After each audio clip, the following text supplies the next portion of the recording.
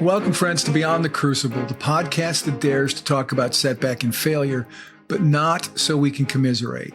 We do it so that we can elevate.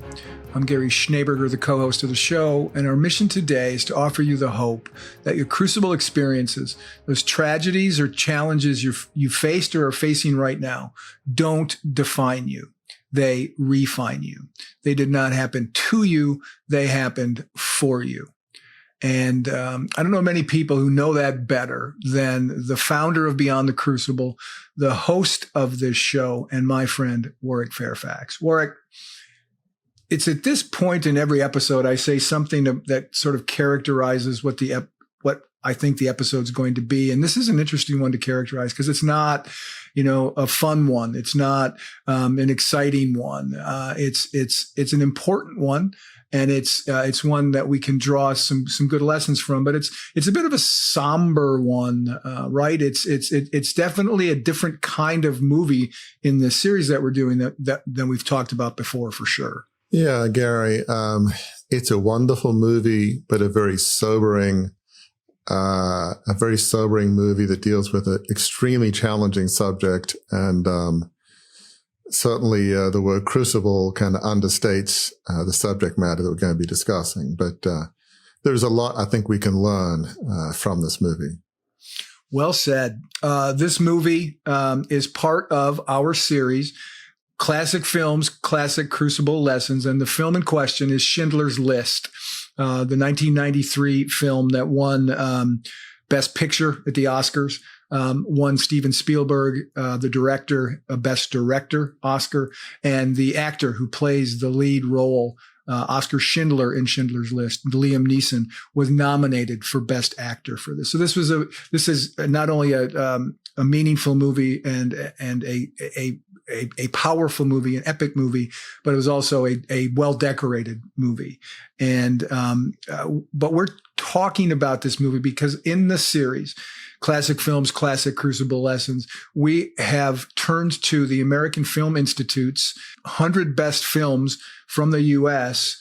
To sort of unpack the Crucible lessons that can be found there. And Schindler's List was number 8 on AFI's list. So far, we have gone through in our 4 episodes, all movies in the top 10, which will tell you just how good these movies are, and not just good to watch, but good to extract lessons from, particularly in a Beyond the Crucible sense. And I guess I'll start, Warwick, the same place I do with every episode of this series.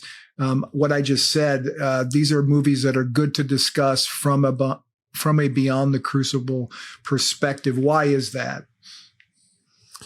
So in classic films, there's typically a protagonist, a hero, or somebody that might end up being a hero that's up against long odds or a crisis that tests their character. Some rise above it and are defined by their crucible, their circumstances, and some don't rise above it and are defined by it. And if ever there's a case that you've got a movie that tests a protagonist's soul and character, as we'll see, it's Schindler's List. It is about as tough a challenge to the protagonist's character and life as you could think of it. So it is certainly a movie worth discussing in our series, and an incredible movie. So let's get going, because this is a long movie. So let's get going into some of the beats of this film, which are, as we've said, very meaningful and we think very instructive. The movie opens. So let's start at the beginning. The movie opens in September of 1939. We're told in a title card on the screen that the Germans have overrun Poland in just 2 weeks and are now occupying the country. World War II is on. It's in that context that we meet Oskar Schindler, who I spoke about, Liam Neeson plays. We don't know much about him at first. We see his hands pulling out some money, pulling out some jewelry, as he readies himself for a night on the town in Krakow, Poland. He sits front and center by himself at a table in the middle of the room at this club, it appears to be. He trades flirtatious glances with a woman at an adjacent table.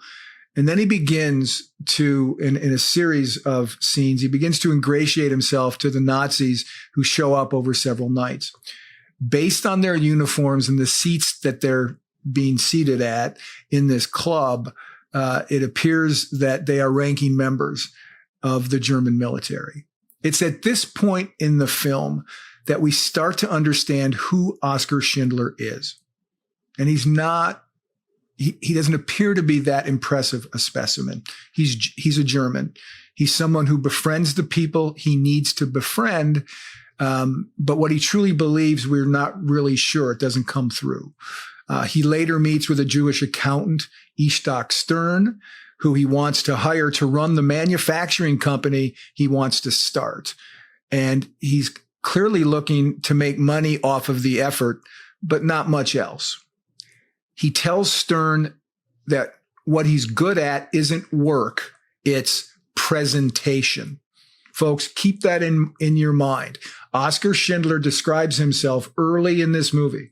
He's not very good at work, but he is good at presentation. So, Warwick, the Oskar Schindler we meet in these opening scenes isn't a very impressive man, is he? He's certainly not a hero. He seems primed to be, if not a villain himself, certainly an ally to the movies and history's villains. At this moment, he seems to be living a life focused only on profits and on his own enjoyment. That's not a very admirable portrait of this character when we first meet him, is it? No, in these opening scenes of the movie, Oskar Schindler, he's not really a great guy. He's certainly not somebody that you admire.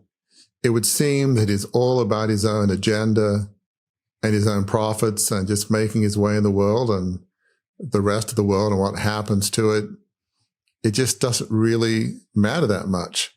The word that really comes to mind in the opening scenes is amoral. He seems like an amoral person. And by that, I mean, he's not really looking to inflict pain on people. He's not a sadist. Neither is he looking to help people. Morality is not really an issue for him. It's what's good for me. It's not about hurting people, helping people. It's just about, he doesn't really think of other people, whether it's to hurt them or benefit them. It's just about me. It's just about what do I need to do to make money and have fun. We see him ingratiating himself to Nazi commanders, people he doesn't really know, but he kind of wines them, dines them, has photos taken with them, smiling. It's like he wants to be everybody who can help him's best friend. So if it's a Nazi commander, he wants to be their best friend. The one that say, Oskar Schindler, yeah, he's a great guy and I like him and I want to help him. It has nothing to do with whether he likes or dislikes the Nazis. It's like, I can use them to benefit me. It's just this very eerie kind of personality. And so he comes across this accountant, this Jewish accountant, Itzhak Stern, and he feels like, okay, this is a guy that understands business, understands accounting. He knows that he's not a business guy. He's a glad-handing, make connections guy. Right. He's sort of all Mr. about Network, presentation. All about presentation is says, right? And he's good at that. He's one of these people that could probably sell anything to anybody. There are some people that are like that, and that's what he loves. Probably the thrill of the deal, the thrill of glad handing, getting people to say yes. So he knows that Itzhak Stern can help him. And he feels like that the Jewish people he hires are resources to be taken advantage of. Now, it may be that if you had to hire Polish workers, you might have to pay them a bit more. So even here, I think, and we find out more later, but there's some rationality behind why hire Jewish people. It kind of makes sense. And Itzhak Stern is an accountant. So at the beginning, we really don't see we don't see anything, to be honest, that we can be proud of or admire. And Oskar Schindler it's all about him, all about money and, the lifestyle and enjoying himself and, in a sense, profiting from the situation that he's in and profiting from the war. Yeah. You said earlier that watching these movies, just watching them for personal reasons, and then watching them for this series, a different experience. And one of the things that would have never occurred to me if it wasn't for this series is, in these early scenes, Oskar Schindler is on a trajectory. He could have turned into Citizen Kane, right? I mean, given his sort of lack of caring about anything more than making money, seeing war as an opportunity to make money, as we'll talk about later. I mean, he could have ended up being Citizen Kane in some ways, couldn't he? Yeah, it's such a great point, Gary, because if you hold to this trajectory, it's all about me and money and greed, then he might have ended up doing things that he hasn't yet, in terms of sacrificing Jewish people or whatever it takes to make more money. You know, he might have made a decision that would change the arc of his life from being amoral to immoral, because he might have had to take more active decisions to hurt Jewish people, to do things that, you know, would have cost many lives, but could have kept ingratiating himself to the Nazi party and made himself more money. We don't see that yet, but if it kept going down this trajectory, that certainly would be possible. It would have been possible for him to shift to amoral to solidly immoral, where he's actively thinking of ways to hurt people. That's not where he is at the moment, but it could have happened. So it's a great point. And the movie really is not about his descent, but his ascent. And we'll get into that, which is what differentiates it from the first movie we talked about in the series, Citizen Kane, which there's really no one to root for in that movie. By the end of this movie, that'll change, folks, but it's not going to change quite yet, because there's still some things Oskar Schindler has to walk through as he's learning to find his way here.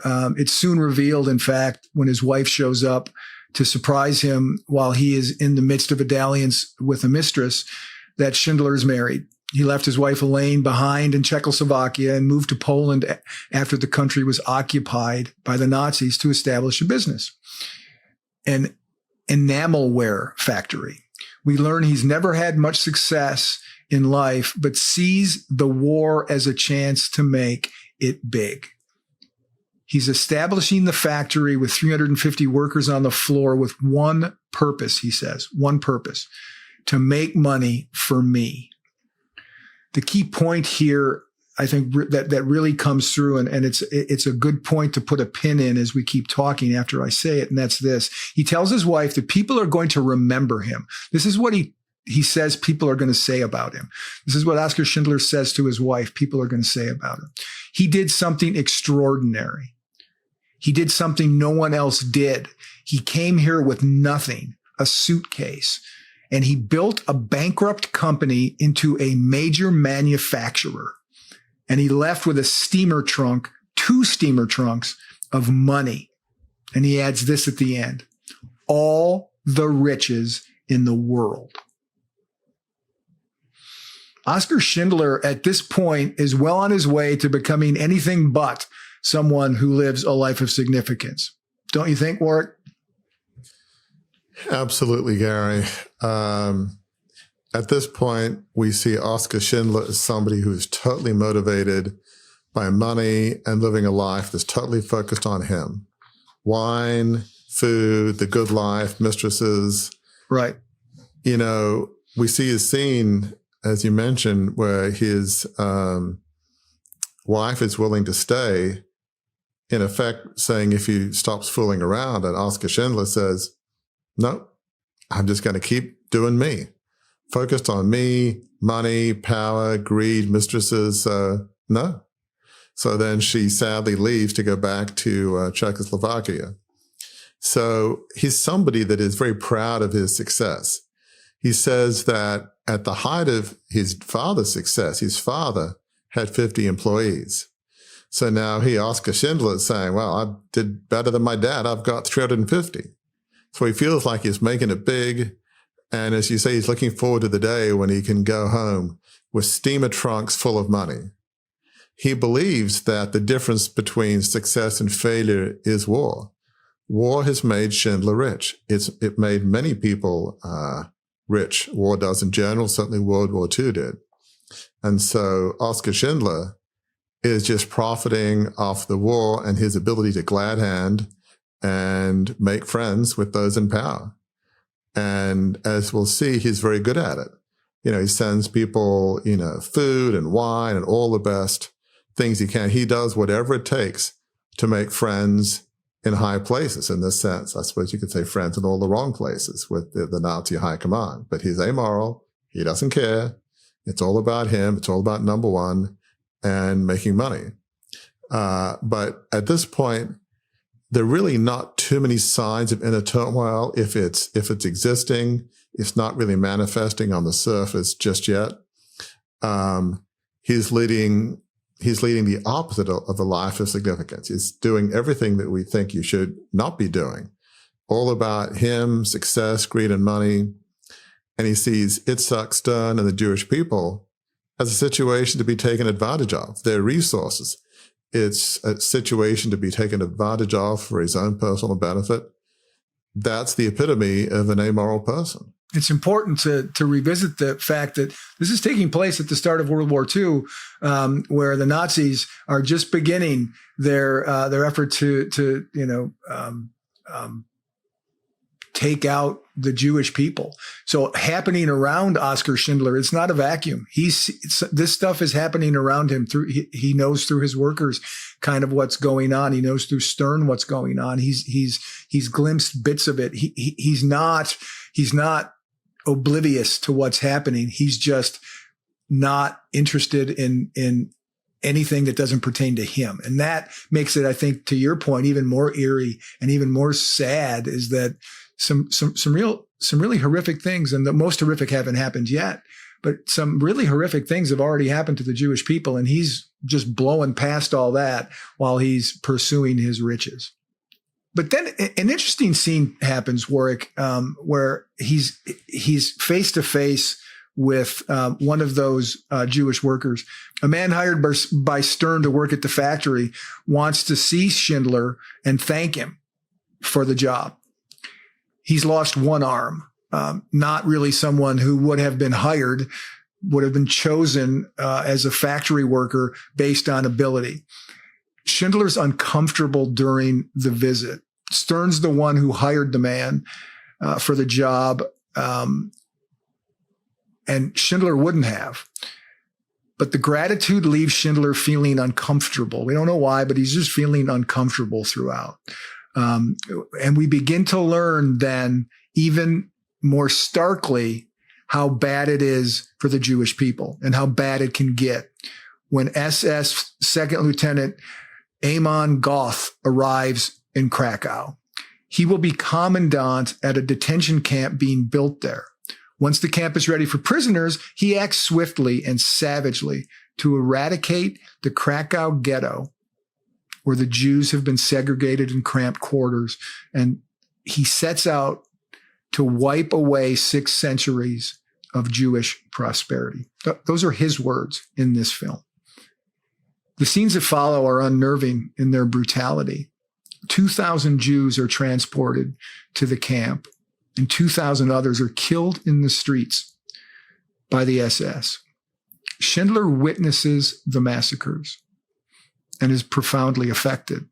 He particularly notices a young girl in a red coat, masterfully shot by Spielberg, the director. It's the only dollop of color in the black and white film. And Schindler notices this girl as she runs and hides from the Nazis and all the turmoil that goes on. It's at this point where I think that Schindler can no longer pretend he doesn't know. He doesn't see what the Nazis are up to, but he tries. After a woman at the factory comes to him and tells him, "You are good," and asks that her parents be moved to work in his factory from the camp, he's taken aback, which expresses itself as anger. He yells at Stern. This is what he yells at him. "People die. It's a fact of life. He wants to kill everybody," meaning Goth. "Great. What am I supposed to do about it? Bring everybody over? Send them over to Schindler. Send them all. His place is a haven, don't you know? It's not a factory. It's not an enterprise of any kind. It's a haven for rabbis and orphans and people with no skills whatsoever. And then he says this at the end of his rant to Stern: it's dangerous. It's dangerous for me. And yet, not more than a couple minutes after that very moving, angry scene of Schindler, we see Schindler giving his watch to Stern to buy the woman's parents away from the camp to work in the factory. This is the scene, Warwick, I think, where Oskar Schindler makes a shift from a man who passively tolerates barbarous acts with indifference to a man whose conscience has begun to awaken. The trajectory of his life is about to change, and there will be no going back. It's a great point, Gary. There's a pivotal scene where this new commandant of the detention camp, Amon Goth, comes. And Amon Goth, played by Ralph Fiennes, is a very different character. He is a sadist. He is immoral. He enjoys his job. He enjoys hurting people. He enjoys killing people. We'll see him in this detention camp high up at his house, high up atop a hill, and he just randomly gets his rifle out with a telescopic sight and just kill people at random for no good reason, just because he can. You know, I mean, that's really clearly, I mean, that's more than immoral. So they're different characters, these two, but there's this pivotal scene where Goth is having all the people rounded up from the ghetto in, as they call it, in Krakow, killing people, rounding up others, and taking them off to this detention camp outside the city. And so Oskar Schindler, with his mistress, happens to be out going for a ride. They're riding horses through the fields. The way that Spielberg brilliantly portrays it, these fields come to a cliff. And at the bottom of that cliff is the town of Krakow. So here they are on horses out for a little jaunt in the countryside. And here is Oskar Schindler seeing the horrors and the brutality below in the town of Krakow. It moves him. He cannot ignore that. Even somebody that to date has been immoral, like Oskar Schindler, he cannot ignore this. Even him, it is striking, the brutality and the cruelty. And I think as we'll see, I think he learns that he and Amon Goth are different people. Now, maybe Schindler's all about him, all about number one, but he sees just the brutality and the innate cruelty in Goth.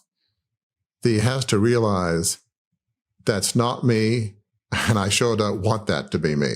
You know, that's a line too far for Oskar Schindler. So there's really a combination of things, but I think it's at this point that we begin to see there's a war for the soul of Oskar Schindler. He is wrestling with what's happening below him. He realizes that Stern and the Jewish people that are coming to be his factory workers see it as a haven. And maybe that wasn't his intention originally, but that's what's come to pass. And he's wrestling with this. It's almost just to say, you know, like you have in a lot of classic movies, they want me to be a hero. I'm not a hero. I'm just living my life. I don't want to fill the hero role. I don't want to be a superhero. I want to do me. It's all about me. But somehow he's being slotted into this role that he doesn't want, but he's wrestling with it. It causes him a lot of angst. So he realizes Jewish people are coming here for his protection. And we begin to see signs of compassion. As you said, that scene where the woman is pleading for her parents, the fact that he gives up, you know, his watch to help buy their, temporary freedom, at least in one sense, to come in his factory, it shows something. And I think one of the things that we see is if it was ignorance, indifference before towards Itzhak Stern hiring unqualified people, he can no longer ignore it anymore. He knows what's going on. I mean, they have a metalworking factory. They're hiring people who are like history teachers and musicians. They know nothing about working with metal. And Schindler is well aware of what's happening. Clearly, how's that going to help him make more money? People that don't know what they're doing. It's going to cost time and money to train them. If it's all about money, he would not allow that to happen because it's hurting the bottom line. But he allows it to happen, which to me must mean he's growing a conscience. The arc of his character is changing, and you get to see in some of these scenes, we're not even maybe halfway in the movie potentially. We get to see scenes where Germans are auditing his work, and there's a man who's really good at making hinges, but he hardly makes any during the day. He's so slow. I don't think that really worries Oskar Schindler. If he was all about productivity, he'd be like, hey, great job in the quality, but where's the quantity? You're costing me money. But it seems like less and less is the bottom line the most important thing to Schindler. He doesn't fully realize quite what's happening with his soul, that it's changing. But there's evidence that the things that should worry him, if he's an amoral, all about me person, are not worrying him as much. Yeah. And I hadn't thought about this until we started talking about your answer to my last question. One thing we haven't talked about, this is, after all, beyond the Crucible. We talk about people who've had Crucible experiences and how they bounce forward through those to lead a life of significance. And it seems to me that somewhere in what you were just talking about is where Oskar Schindler's Crucible happens. I don't know even how to define it necessarily, other than to put it in the kind of the terms that you've talked about, where he becomes aware of he can't say no anymore. He's got underdeveloped character. That's his weakness, and things happen that forces that character to have to grow. And I don't know, it seems to me that that's kind of summarizes his Crucible. Is that fair? Close? How would you say it? Yeah, it's an interesting question. I guess I feel like there's a war with his soul, and that's the Crucible. It's good versus evil. Right. Like in Star Wars, like the Force versus the dark side, what have you. That's right. Pretty much in every single Star Wars movie, in every major character, there's a war for people's soul. And that's pretty much what's going on here at a obviously much more dire scale in this case. But that's, when you're amoral and you don't really have any morality, if there's a crucible in his character, in his life, there's certainly deficiency in his character, but there's not much pain. If you ask Oskar Schindler at the beginning of the movie, so are you feeling pain, down, depressed? No, I'm loving life. I'm making money. I have a lot of mistresses. More than I'm going out all the time. Yeah. I mean, life is great. Life is grand. It's awesome. The war, best thing that's ever happened to me. Right. It's just fantastic. So if there's a crucible, he is blissfully unaware. At this point, he may not be completely aware of what's going on, but he knows he's in pain. He knows that there's something going on that he doesn't like, and it's causing him a lot of angst. So that if there's something beneath the surface, it's poking its head above the surface now. It's causing him pain, causing him confusion and confliction. Yeah. And as he begins to step forward into answering the question, what is that pain? How do I get rid of that pain? How do I solve that pain? How do I perhaps not live just for myself? He begins to live a bifurcated life, Oskar Schindler does. Maintaining the appearance of a loyal Nazi, he becomes friends with Goethe.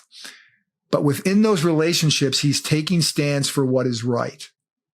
He's kind to Goethe's maid, whom Goethe is abusing. He tells Goethe that true power is to let the condemned live, which suppresses the Nazis' murderous impulses for a very short while. And he convinces Goethe to hose down the hot boxcars on which prisoners are being transported to another camp to spare them from the overwhelming heat, even though the boxcars are going to take them to something even more overwhelming and uncomfortable, which Goethe points out laughingly. But Schindler still, that compassion begins to come up in him, and he wants them to at least be cooled off before they continue on their journey. Then Goth is given the task of having the graves of the murdered Jews dug up and their remains burned. Schindler notices the dead body of the red-coated girl being wheeled by. That steels his resolve. All the camp's prisoners are to be transported to Auschwitz, and Schindler acts to prevent that to the extent that he can. He says this at this time to Goth: "I have more money than any man can spend in a lifetime." So he arrives at a price he will pay the SS commander to spare individuals from Auschwitz to work in his factory. He and Stern begin compiling a list of the people that they will buy out of their death sentences with Schindler's money. Where Oskar Schindler's journey to a life of significance really gets going in earnest here. All that money he told his wife he would be remembered for making, he will now be remembered for spending, and the way in which he spent it. Events are seeming to almost conspire against Oskar Schindler to push him to a more positive life, a life of significance, where he's focused on helping others. You have him seeing this girl in the red coat, which, as you rightly say, is brilliantly done by Steven Spielberg, and just seeing that her dead body is just getting wheeled by, and it's just, you cannot ignore that, this innocent, poor young girl. And then when he hears that the camp's prisoners are going to be transported to Auschwitz, arguably one of, if not the most infamous concentration camp in the war, in all of the horrors of the Nazi regime, he knows that's a certain death sentence for everybody that goes there. Even he at this point can't be oblivious to what's happening and what will happen. And so he makes probably the most important decision of his life. He has Itzhak Stern compile a list of those that they can buy. And rather than using all of his steamer trunks load of money that he's hoping to bring back home to Czechoslovakia, he's going to spend all of his fortune on buying people's freedom, at least hopefully buying people's freedom, at least helping them live one more day, which is no small feat amidst the horrors of Nazi Germany. For somebody that's all about number one and money, that is a complete 180 degrees of everything that's important to him. It's just incredible. And what's interesting is before he uses considerable skills of cunning to make himself more money, well, he begins to use his natural ability of cunning and manipulation to help Jewish people. He masterfully understands Amon Goth and how he's wired. It's all about power and ego trip. And now as he talks to Goth, he uses his considerable powers of cunning and manipulation to help people. He says, true power is the ability to pardon people. That the feeling of when you control somebody's life in your hands and you can pardon them, and that's just like music to Amon Goth. That's his hate language, if you will. Right. I want to say love language. That's what he loves. The ego trip. It's, you think of Roman emperors with the gladiators, and they would kind of give a thumbs up or a thumbs down, life or death. Now that's a massive ego trip. That's a massive power trip. And that's basically what he was saying to Goth. And for a while, Goth is like, wow, okay, let's try this out. And he says in his pompous way, I pardon you, in this sort of imperial, overly grandiose, oh, look at me, what a wonderful person I am. I have the power to have you killed or to have you live. So it doesn't work permanently, but it gives a temporary reprieve for some. And when you see Stern speaking in the basement to Goth's maid and mistress, he's giving her coaching advice, basically saying, Goth only kills people that he doesn't care about, one way or the other. But he has feelings for you. So I think basically if you play your cards right, there is a way that you can be okay. He's just helping to give her somewhat of a glimmer of hope amidst the terrible situation that she's in. Now, why does he care? He does. As we'll see, he never forgets this particular woman. And so now, again, we see that Schindler's overtly using his money to save people. And we see that the way he decides to try to protect the Jewish people in the detention camp, certainly those that are his workers, from, certain death in Auschwitz, is he moves his factory and his workers back to Czechoslovakia. That's no small feat. You've got red tape and, Germans, certainly back then, are famous for administrative red tape. He's got to get through all of that to have them move there. And he does that. But there's an interesting scene where, because of an administrative error, the women workers end up going on a train to Auschwitz. Well, Schindler's horrified. He goes to Auschwitz and he basically bribes the German commandant with diamonds. I mean, that's not just a wad of cash. Diamonds, goodness knows what they were worth. And it's getting towards the end of the war where he basically says there'll come a time where it's good to have options and ways out, and even immoral, horrendous people want to survive. And so at this point, that's not such a bad play of saying, these diamonds are going to give you options, basically. And there's another scene where some Nazi soldier is going to take the kids off of the train with their mothers, separating the kids from their mothers when the train is going to go to Czechoslovakia at least it's going to give them a temporary reprieve for a while. And Schindler, in a moment of cunning brilliance, says, well, the kids are the ones who can get their hands in these small shells and tight spaces, and barely a believable kind of response, but it's towards the end of the war. Even Nazis are getting tired of all this. And so this lowly soldier says, fine, they can go. It's just there's less resistance to a pretty lame argument at that point. So the kids are freed. He's going all in to save them. And in Czechoslovakia, Oskar Schindler reunites with his wife and basically tells his wife that he'll be faithful to her. This is just a dramatic change in his character. What's interesting is that Schindler, far from being amoral now, he is doing his level best to make sure in these last months of the war that his factory in Czechoslovakia is going to produce nothing that's going to help the Nazi war effort. Shells, machines, whatever it is, he's going to make sure they are designed to fail, designed to not work. It's not blind indifference. He's taken aside, and you have the amoral person who's now a moral man of conscience. It's a remarkable transformation in his character as he tries to, with the Jewish workers that he feels responsible for, he's trying to find a way to help them survive, just going out of his way, finding the women workers who are in Auschwitz, making sure the kids are freed to, relocating his factory to Czechoslovakia.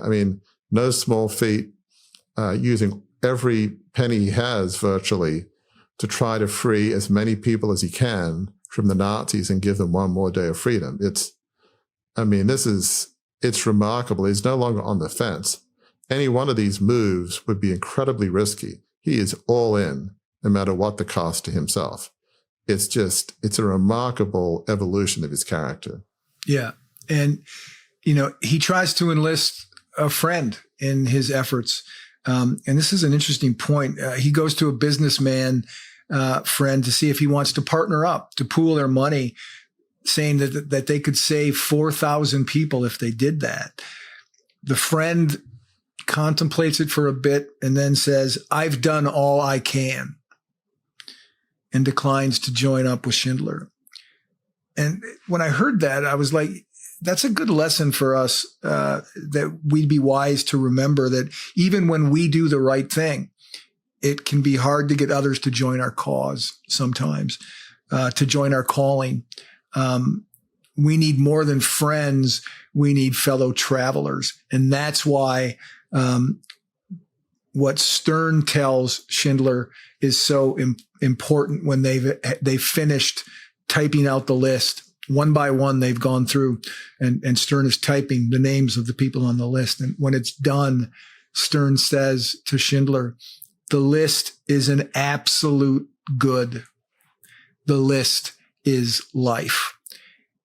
In that moment, Warwick, Stern really has become a fellow traveler to Schindler, hasn't he? Yeah, he really has, Gary. Stern, all the while, even before Oskar Schindler realized it, has been helping him steer a different course. From the very beginning, Stern was trying to use the situation to save as many people as possible. There were probably plenty of people, even in the initial days of the factory, before we got to 350, of folks that weren't trained metalworkers. I mean, how many trained metalworkers were there in the ghetto of Krakow? My guess is probably not too many. It was a cross-section of Jewish society. You would have had lawyers, accountants, historians, music teachers. You would have had a wide cross-section of society. But Stern had an agenda to just try and help as many people. And I think as we look back, there might have been a sense where Oskar Schindler maybe turned a blind eye, and so long as the money was rolling in, didn't really worry about a few irregularities, perhaps, and, didn't bother to kind of check the details. So I think you can see, certainly at this point, Itzhak Stern is truly the fellow traveler that Schindler needs. He realizes everything that Schindler has done, saving so many people from Auschwitz, the women that would have been in Auschwitz, the women workers that work for him, the children. He is spending everything he has to save these people. He's spending everything he has to save the Jewish people that were working for him. And Stern realizes that. And so Stern is here to encourage Schindler, who's feeling already that it's just not enough, and the arc of his character has changed. And so, Itzhak Stern is just encouraging him and saying, look at the good that you've done, as you rightly said, saying the list is an absolute good. This list is life. It is a list of life. Those on that list would live. I mean, it's a remarkable thing, and Itzhak Stern, to his credit, just encourages him, and he is an incredible fellow traveler, encouraging him. Itzhak Stern is really everything you want in a fellow traveler. It's just a remarkable scene. So the war ends. Schindler, realizing he is a member of the Nazi Party who benefited from enslaved workers and can be rightfully seen as a war profiteer, tells his workers he needs to leave. The workers get together. And they write and sign, every one of them, 1,100 in all, a letter explaining how he helped them, to help him in case he's caught. They also present him with a ring they have made from gold that was taken from teeth pulled from their mouths by friends there. This ring has been emblazoned with a Hebrew phrase from the Talmud that says, whoever saves one life saves the world entire. Schindler breaks down and cries, moved by the gesture, but grieved that he could have saved more. He chastises himself for wasting money on cars and jewelry, not using it to save more people. Now, folks, that was me explaining a scene to you. It's far better for you to see this scene as acted, not as spoken by me, but as acted out by Liam Neeson. So we're going to play it now. I could have got more out. I could have got more. I don't know if I just I could have got more. Oskar, there are 1,100 people who are alive because of you. Look at them. If I'd made more money.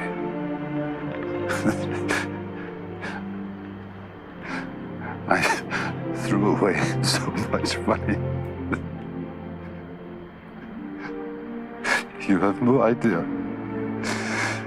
If I just... There will be generations because of what you did. I didn't do enough.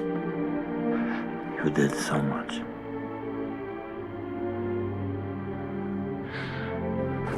This car. God would have bought this car. Why did I keep the car? 10 people right there. 10 people. 10 more people. This pin. 2 people. This is gold. 2 more people. You would have given me 2 for it. At least 1. You would have given me 1. 1 more. 1 more person. Person stand for this. I could have got 1 more person. And I didn't. I didn't.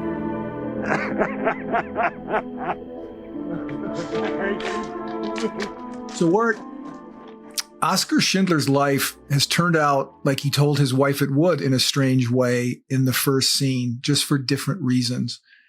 He did something extraordinary. He wanted people to say that about him, and that's exactly what he did. He did something no one else did. That's what he wanted people to say about him. And that's what he did. But he wanted people to say it about him in terms of a business he owned, not life that he extended, not grace that he extended, not kindness that he extended, not hope that he extended to the Jewish people. He did it for others as he came to dream of. He didn't do it for himself as he started thinking he wanted to do. What are your thoughts on that scene that we just heard, just saw, Warren? You know, this is arguably the most moving scene in the movie. We see the full transformation of Oskar Schindler's character. He's deeply distressed that he couldn't save more. He berates himself for not selling his car or his jewels to pay for freedom of more Jewish people. He says, well, this car, this could be 2 people, his jewels. Ironically, he even takes off his pin. It happens to be a Nazi pin that he says is made of gold, and that could have saved somebody.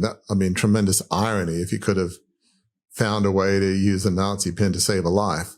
He's just thinking of anything. But, you know, he's not sugarcoating or excusing his own role in the war. He calls himself a Nazi and a war criminal. Now, you know, in reality, he certainly used the Nazis for his own benefit, war criminal. Again, one could legally debate all this. Clearly, by this point, Itzhak Stern and the Jewish workers in his factory would not agree with that assessment. Certainly not a war criminal. I'm not sure that they ever really saw him as a Nazi, more as somebody that profited from the Nazi regime. But all that's to say is, whether true or not, he is not sugarcoating his own role in the war. He is using the worst terms he can think of to describe himself. But Itzhak Stern and the Jewish workers, they have a very different view of Oskar Schindler. They view him as a good man who they owe their lives to. Schindler, as we see in this clip, is on his knees crying. The Jewish people, they have compassion on him. Here's somebody who is of German background. He's a German heritage. And he's crying, and they're consoling him. They're hugging him. Here's a man who they admire. He has risked everything that he has for their freedom. There don't seem to be any conflicted emotions with Itzhak Stern and the Jewish people there as they're hugging him. They know who he was, an amoral person, all about money. But the bottom line is he saved their lives. That's what they're focused on. There is a scene at the end of the movie, which is so well done by Steven Spielberg, in which it shifts to color. And we see in present day, at the time that the movie was made in 1993, we see present day descendants of what they would call themselves the Schindler Jews. And we see them just honoring Oskar Schindler's grave. And on the screen, we see it say that there, at the time of the making of this movie, that there were fewer than 4,000 Jews in Poland. While, again, at the time, there were more than 6,000 descendants of the Schindler Jews. So the number of Jews living in Poland at the time was dwarfed by the descendants of the Schindler Jews. We see on the screen the figure that more than 6 million Jews were killed in the Holocaust by Nazi Germany. All this shows that the impact of Oskar Schindler cannot be overstated. Yeah. And both of those segments of the film, I think,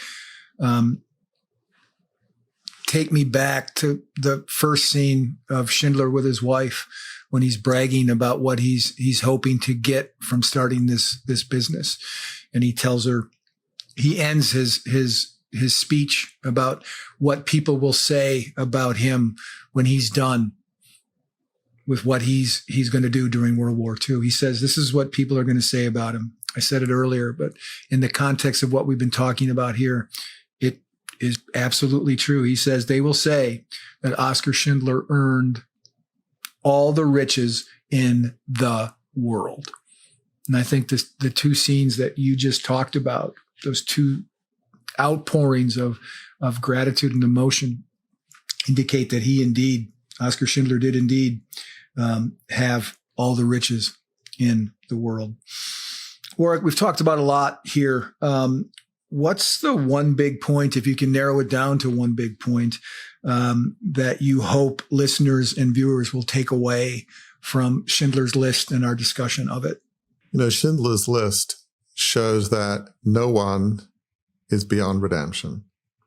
Here we have Oskar Schindler that goes from being this amoral man, only concerned about himself, greed, money, mistresses, to being a man who risks everything. And he risks all his money, trying to go around the Nazi party to free the Jewish workers that he feels responsible for. He does everything he can to protect them. It is just truly remarkable. I think this movie also shows the impact that one person can have. When you think about the odds, when you think the odds are against you, and what's the point? Think of Oskar Schindler. Talk about the odds being against you. You oppose the Nazi party. You do anything, you could be killed in a heartbeat. It doesn't matter who you are. It was brutal. So the odds against him succeeding, surviving, are amazing, but he put it all on the line, everything he could, everything he had, for, what he felt was right, to save the Jewish people that he felt responsible for. It is just truly remarkable what he did. It just shows you one man can make a difference. And when you said earlier that he felt like he could be the richest man in the world, I think as we're hinting at, he became rich in a different way. We often talk on Beyond the Crucible about legacy. If Oskar Schindler had just continued to try and make money off the war, and we probably never would have heard of him. He would be a footnote in history. There were probably plenty of other Oskar Schindlers profiting from the war. He wasn't some massively wealthy person with thousands of employees, relatively speaking. 350 is not a bad number. It's not thousands of workers. There were other Germans that had massive companies that profited from the war, and an even bigger scale than Oskar Schindler could have. So he never would have heard of Oskar Schindler, I don't think. Well, not many would have if he'd kept on the path that he had. But now you think of the legacy that he has. You've got thousands of Schindler Jews who feel so grateful for saving them. And the fact that they would call themselves Schindler Jews, it says everything you need to know. They are proud of this man that saved their lives and their families' lives. That's a legacy that you can be proud of. That's a legacy that lasts generations. People all over the world through this movie have heard of the story of Oskar Schindler. That's a different kind of wealth, a different kind of richness. It truly is a life of significance. It absolutely is a life on purpose dedicated to serving others. In this case, dedicated to saving others, literally.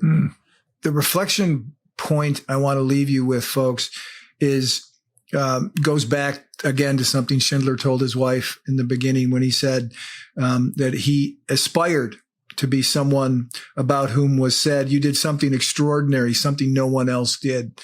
So the question we'd like you to reflect on is, what do you hope you can accomplish that would lead someone to say something similar about you, that you did something extraordinary, something no one else did? And this is the critical beyond the crucible part of that question. In what way do you see it being representative of a life of significance? That will, as we indicated, wrap up this discussion in our fourth episode of our series, Classic Films, Classic Crucible Lessons. Join us next week because we will save a seat for you.